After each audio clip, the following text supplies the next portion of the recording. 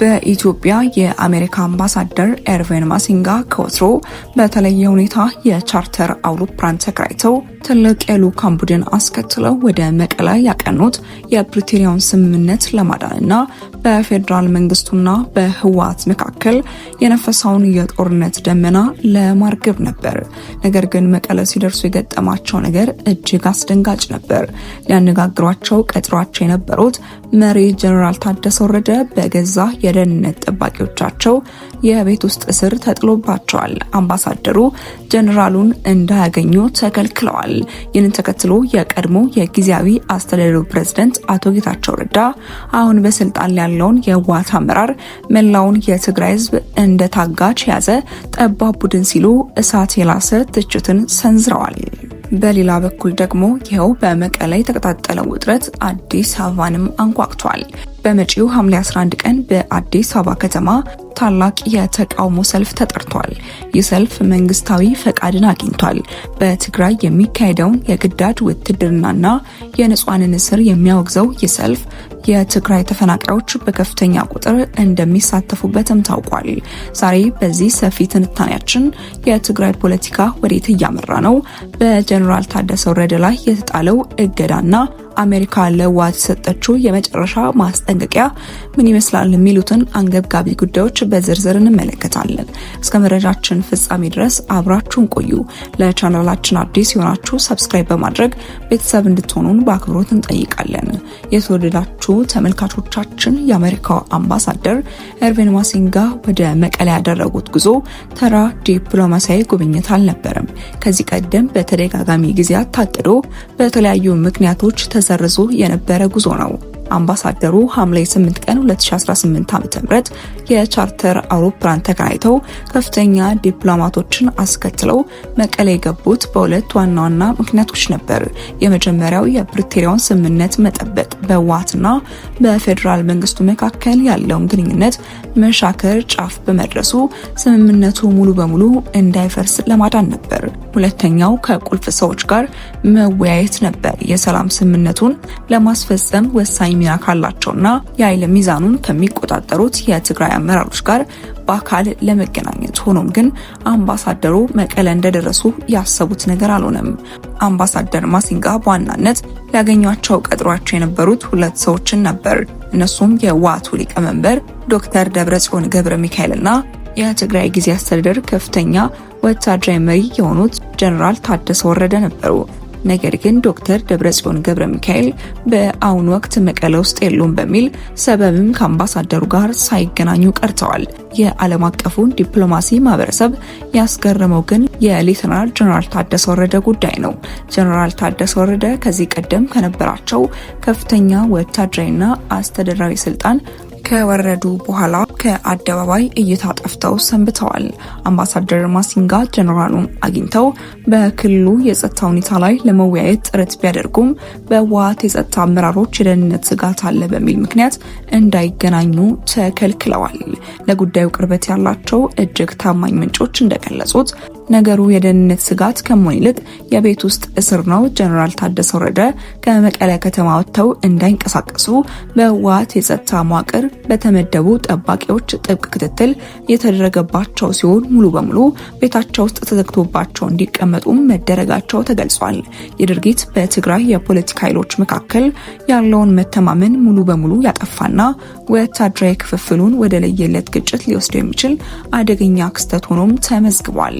ይህ የጀነራል ታደሰ ወረደ መታገድና በአምባሳደሩ ላይ የተጣለው እገዳ በትግራይ የፖለቲካ ሰማይ ስር ትልቅ የፖለቲካ መንቀጥቀጥን ፈጥሯል። የትግራይ ህዝብ ጊዜያዊ አስተዳደር የቀድሞ ፕሬዝዳንትና በአሁኑ ወቅት የጠቅላይ ሚኒስትር አብይ አህመድ የፖለቲካ አማካሪ የሆኑት አቶ ጌታቸው ረዳ ይህንን ድርጊት ተከትሎ እጅግ ጠንካራና ታሪካዊ የተባለለትን መግለጫ በማህበራዊ ገጻቸው ላይ አውጥተዋል። አቶ ጌታቸው በመግለጫቸው መጀመሪያ ላይ አምባሳደር ማሲንጋን በትግራይ ክልል ሰላም እንዲሰፍን የሲቪል ማህበረሰቡና የተለያዩ የፖለቲካ አመራሮችን በማነጋገር ወደ ምክንያታዊነት ለመመለስ እያደረጉት ያለውን ከፍተኛ ጥረት አድንቀዋል። ነገር ግን በክልሉ ያለው እውነታ እጅግ አስከፊ መሆኑንም አልሸሸጉም። አቶ ጌታቸው በአሁኑ ወቅት መቀለንና የክልሉን የጸጥታ መዋቅር የተቆጣጠሩትን የህወሓት አመራሮች ጠባብ ቡድን ሲሉ ፈርጀዋቸዋል።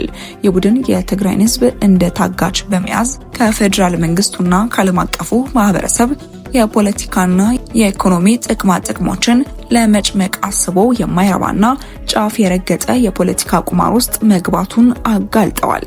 አቶ ጌታቸው ሲቀጥሉም ይህንን ህዝብ ያገተ ቡድን መለማመጥ፣ ማባበል ወይም ደግሞ በድርድር ሰላም ለማምጣት መሞከር ምንም አይነት አዎንታዊ ውጤት ሊያመጣ አይችልም በማለት ዓለም አቀፉ ማህበረሰብም ሆነ የፌዴራል መንግስቱ ለዚህ ቡድን እጅ መስጠት እንደሌለባቸው አሳስበዋል።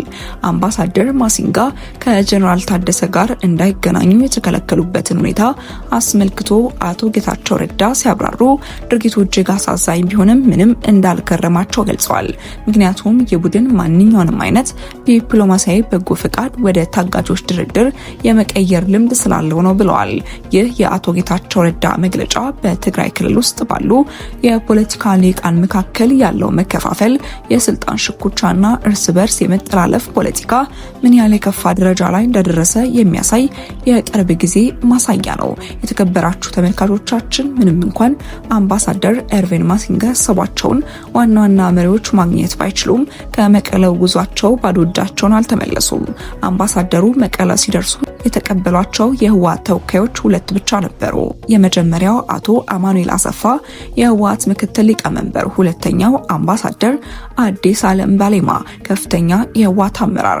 አምባሳደር ማሲንጋ ከነዚህ ሁለት አመራሮች ጋር ባደረጉት ረጅም ውይይት የአሜሪካ መንግስት ያለውን የጠነከረ አቋም በግልጽ አስታውቀዋል። አምባሳደሩ ከስብሰባው በኋላ ለክልል ሚዲያዎች በሰጡት ማብራሪያ የህወሓት ቡድን በአስቸኳይ ወደ ፕሪቶሪያው የሰላም ስምምነት መመለስ እንዳለበት ቀጥተኛ ማስጠንቀቂያን ሰጥተዋል። አምባሳደሩ በውይይቱ ወቅት የጠየቁት ዋና ጥያቄ የፕሪቶሪያውን የሰላም ስምምነት በተሟላ ሁኔታ በመተግበር ወደ ዘላቂና አስተማማኝ ሰላም ለመሸጋገር በህወሓት በኩል ያለው ዝግጁነት ምን ያህል ነው የሚል ነበር።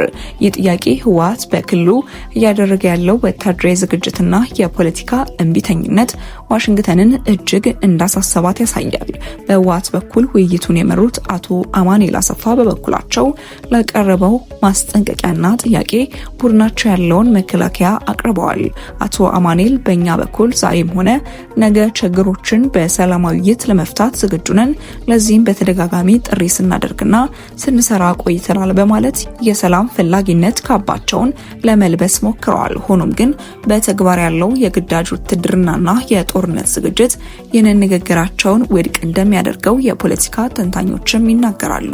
የተወደዳችሁ ተመልካቾቻችን አሁን ደግሞ ወደ ዋና ከተማችን አዲስ አበባ ጉዳይ እንመለስ። በትግራይ ክልል ውስጥ ያለው አምባገነናዊ አገዛዝ የንጹሃን እስርና የግዳጅ ወታደራዊ ምልመላ ያንገሸገሻቸው ወገኖች ድምጻቸውን በአዲስ አበባ አደባባዮች ላይ ለማሰማት ወስነዋል። በመጪው ሐምሌ 11 ቀን 2018 ዓ.ም በአዲስ አበባ ከተማ ታላቅ የተቃውሞ ሰልፍ ተጠርቷል። ሰልፉን የጠራው የስምረት ፓርቲን ጨምሮ ሌሎች ተቃዋሚ የፖለቲካ ኃይሎች ያካተተው የትግራይ ሰላምና የለውጥ ምክር ቤት ነው። ይህ ሰልፍ እጅግ አስገራሚ በሆነ ሁኔታ ከመንግስት ይፋዊ ፈቃድን አግኝቷል። የሰልፉ ዋና ዋና ዓላማዎች ምንድናቸው? የስምረት ፓርቲ ጽህፈት ቤት የሚዲያና ኮሚኒኬሽን ኃላፊ አቶ ሀልፎ ምራ ለአዲስ ሚዲያ እንደገለጹት ሰልፉ 3 ዋና ዋና አጀንዳዎች አሉት። በትግራይ ክልል ውስጥ ያለ አግባብ የወጣውን ህገወጥ አዋጅ መነሻ በማድረግ ወጣቶች በኃይል ወደ ውትድርና እየተነዱ ያሉበትን አስገዳጅ ተግባር ማውገዝ። ሁለተኛው ለታሰሩ እናቶችና ገበሬዎች ድምጽ መሆን። በክልሉ የተለየ የፖለቲካ አቋም ስላላቸው ብቻ ያለ ጥፋታቸው በእስር ቤት የሚማቅቁትን ምስኪን እናቶችና ገበሬዎችን ስቃይ ለዓለም አቀፉ ማህበረሰብ ለማሳወቅ። ሶስተኛው ለትግራይ ተፈናቃዮች ሰብአዊ ድጋፍን መጠየቅ። ከጦርነቱ ሸሽተው ወደ አዲስ አበባ የመጡና በአስከፊ ሁኔታ ውስጥ የሚገኙ የትግራይ ተፈናቃዮች ተገቢውን መንግስታዊና ሰብአዊ ድጋፍ እንዲያገኙ መጠየቅ። አቶ ሀለፎም ሲናገሩ ህወሓት ከራሱ የተለየ የፖለቲካ አቋም የሚያራምዱ ወገኖችን ሁሉ እንደ ጠላት ይመለከታል። በክልሉ ያለው ሁኔታ አልመች ብሎት ወደ አዲስ አበባ የመጣውን ዜጋ ሁሉ እንደ ባንዳና እንደ ጠላት ነው የሚቆጥሩት። እነሱ ብቻ ትክክለኛና ጀግና መስለው ይታያቸዋል። የሰልፉ ዋና ዓላማ ይህንን የህወሓትን አምባገነናዊ አካሄድ ማውገዝ ነው ሲሉም ተናግረዋል። በትግራይ ውስጥ ባለው የጸጥታ ወከባ ምክንያት በአዲስ አበባ በሚገኙ ተፈናቃዮች ላይ የስነ ልቦና ፍርሃት ሊኖር ቢችልም ተፈናቃዩ ማህበረሰብ ግን መብቱንና የክልሉን ህዝብ ስቃይ ለማሰማት በሰልፉ ላይ በከፍተኛ ቁጥር እንደሚሳተፍም ይጠበቃል።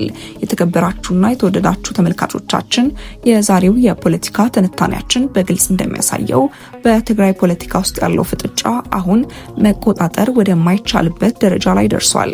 በክልል ውስጥ የነበረው የስልጣን ሽኩቻ የጦር መሪዎችን እስከ ማገትና የዲፕሎማሲ በሮችን እስከ መዝጋት ደርሷል። በአቶ ጌታቸው ረዳ የተሰነዘረው ጠንካራ ይስና በአዲስ አበባ የተጠራው ሰልፍ በህወሓት ላይ የፖለቲካ መክሰም ማዕበል እየመጣበት መሆኑን ያሳያል። ለመሆኑ ጀነራል ታደሰ ወረደ ከዚህ እገታ እንዴት ይወጣሉ?